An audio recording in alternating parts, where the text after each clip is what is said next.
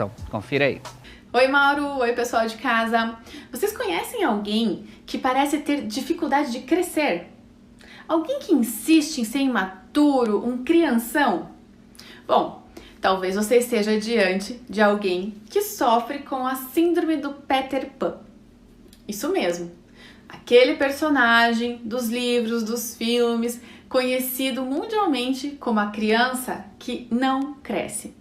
O nome da síndrome, então, é por causa das características do personagem que coincidem com algumas características da pessoa que sofre dessa síndrome.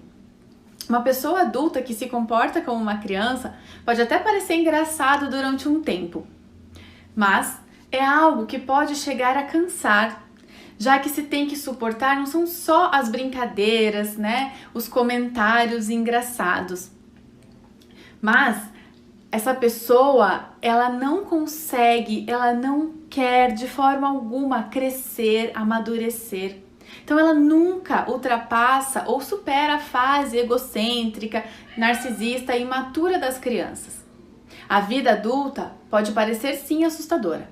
São responsabilidades sem fim, pressões sociais, estresse no trabalho e nenhuma magia dos contos de fada para nos ajudar. A verdade é que crescer tem sim muitas implicações e ser criança é mais gostoso. Então essa síndrome se caracteriza por determinados comportamentos imaturos em aspectos comportamentais, psicológicos, sexuais ou sociais. O indivíduo ele tende a apresentar uma irresponsabilidade, rebeldia, dependência e até negação ao envelhecimento. Geralmente, crianças superprotegidas adquirem e desenvolvem essa síndrome ao longo da vida. A síndrome do Peter Pan costuma ser identificada aí por volta dos 20 ou 25 anos, porque é justamente nesse período em que a pessoa está enfrentando as suas batalhas, as suas primeiras responsabilidades como uma pessoa adulta. A síndrome é algo que pode interferir negativamente na vida de uma pessoa. Afinal, conforme nós crescemos, nós precisamos assumir as responsabilidades, nós precisamos crescer, conquistar as nossas coisas. Mas uma pessoa com essa síndrome, ela pode ficar estagnada em um mundo fantasioso que não a ajuda a evoluir. É importante vocês entenderem que a síndrome, ela não causa nenhum problema à saúde do indivíduo, mas ela afeta como ele se posiciona na sociedade, como ele se relaciona com as pessoas à sua volta. Também não tem qualquer relação com a inteligência, tá? A grande questão dessa síndrome é a maneira imatura de tratar as emoções. Então, o que caracteriza essa síndrome? O medo do compromisso. A pessoa com a síndrome de Peter Pan, ela apresenta um medo imenso do compromisso. Isso não quer dizer que ela não queira ter um parceiro, não queira ter um relacionamento.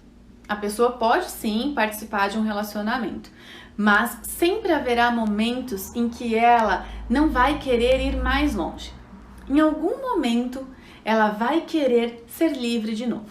Então, digamos que uma pessoa afetada por essa síndrome raramente aceite se casar, ou comprar uma casa junto com o seu parceiro, ou aprofundar nos problemas que podem levar a fortalecer a relação e perder então parte da sua liberdade. Outra característica é que são manipuladores. Curiosamente, esse tipo de pessoa aparece como um ser encantador. No entanto, sob a sua fachada de pessoa extrovertida e engraçada, existe um tipo manipulador com um grande medo de mudanças. Não é raro encontrar nessas pessoas com esse perfil frases típicas como "eu não sou escravo do meu trabalho", para justificar a sua incapacidade de evoluir. Realizar uma simples mudança de emprego ou até suportar algumas condições de trabalho que obrigam a fazer algum esforço. Elas também são mimadas. Na verdade, elas se apegam temporariamente às suas posses materiais e quando encontram outra, acabam descartando e ficando loucas com qualquer outra coisa. Por exemplo, um dia elas podem aparecer com um carro esportivo que ao longo dos anos percebem que era o sonho da sua juventude. Mas amanhã poderiam perfeitamente trocá-lo por uma moto que coincidentemente também era um desejo da infância. Outra característica é que são postergadores. Por não possuírem senso de responsabilidade, eles acreditam fielmente que sempre vão poder concluir suas tarefas depois. E vão deixando as responsabilidades para depois, porque afinal, o que mais importa são os momentos de prazer e de lazer. E no mundo corporativo, como é que se comportam essas pessoas? Você já se deparou com aquele funcionário que faz bico, fecha a cara quando recebe um feedback ou quando discordam do que ele pensa ou fala? A atitude infantil, diante dos superiores ou dos companheiros de trabalho remete justamente àquela birra da criança que leva uma bronca da mãe.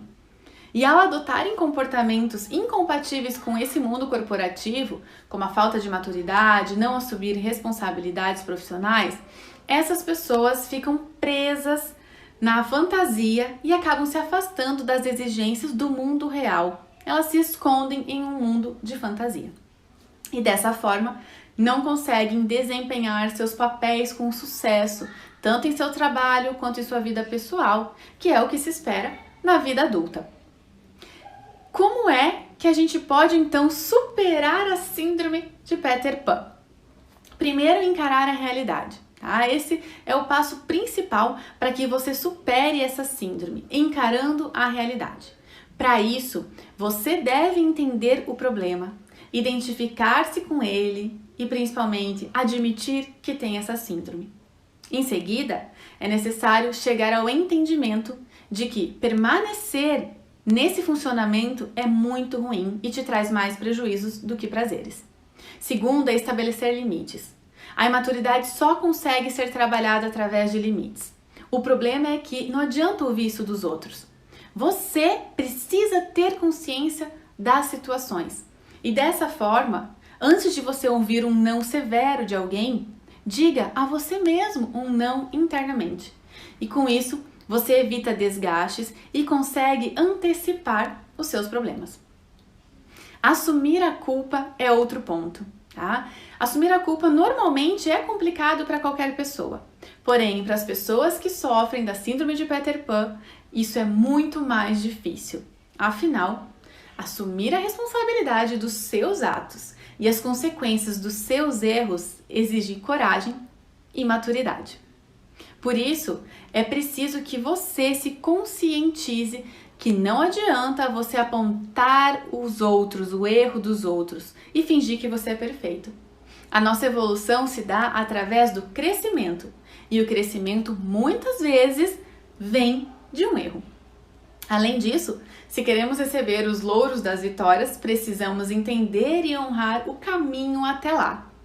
Então, parar de responsabilizar o outro vai te ajudar a construir um relacionamento mais saudável. E fazer terapia, é indicado porque o paciente vai aprender a superar esse medo da responsabilidade. O psicólogo vai mostrar as vantagens de ser responsável e de como ela pode ser feliz no mundo real. Gostaram? Nos vemos semana que vem. Um super beijo!